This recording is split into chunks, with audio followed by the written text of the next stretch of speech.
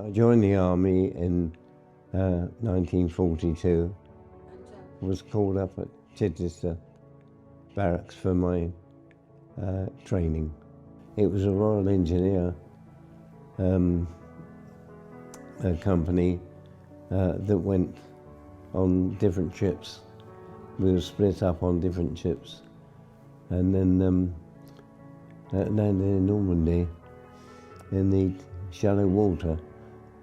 Well, when we first went there were thousands of troops just waiting for the advance that didn't take place. We were pinned down in Normandy for some weeks, and our job was to go out and rescue people, or engines stopped on transport, landing craft or something like that.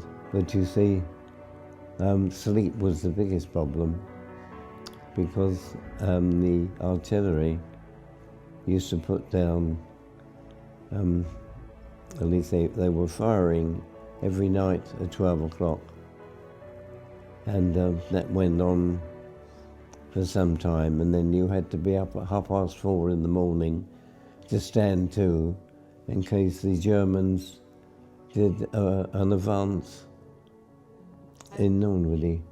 So we were dug in behind the front lines.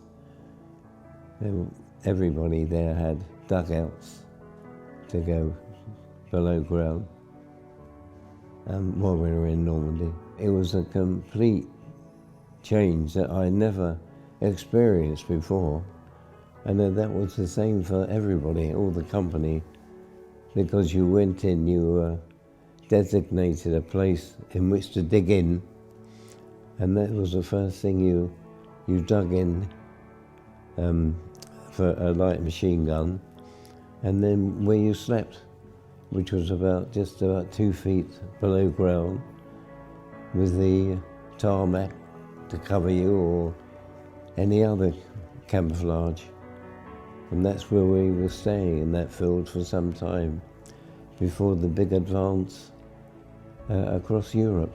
Oh, we went non-stop through to Hamburg, and that took 3 days, because the whole army moved through.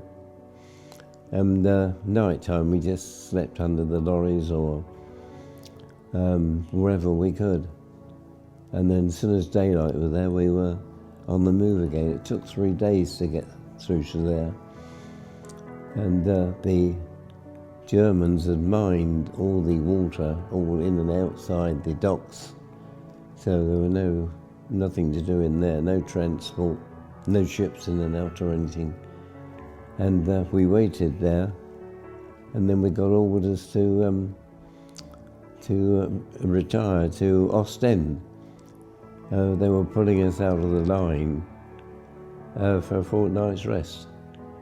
So we went to Ostend and deloused and all the rest of it with the white powder up and all over you.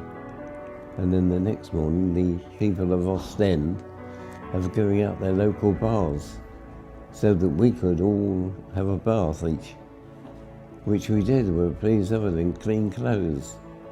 And we commandeered a small hotel, so we had a fortnight's rest there. And then we carried on after that with the rest of the army then. But fortunately, I was one of the first to be picked out of the hat for 7 days leave in England. So I didn't go with the main troops. I waited and came home on leave, and then rejoined them again when they were going through Germany. Well, when I came home, well, I was glad to be home, but it's not nice to get back. It was nice, I thought it would be, to get back to the job.